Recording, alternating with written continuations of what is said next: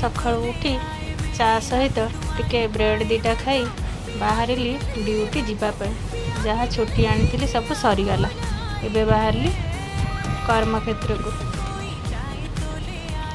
बो आसीनी, बो आसिले तार पछरे कथा हेबी।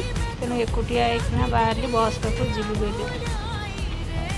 बस टिके समय पर आसीबो, तापई अपेक्षा करिया को पड़िबो। बस पई अपेक्षा करी आसिला बस।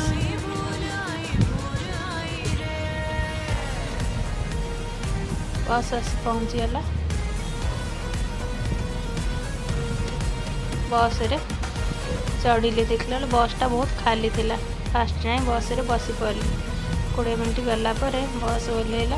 बस रू टिके ठाकुर को नमस्कार करी चली चली गली हॉस्पिटल। तापर बैग रखीदे ड्यूटी बाहरिली।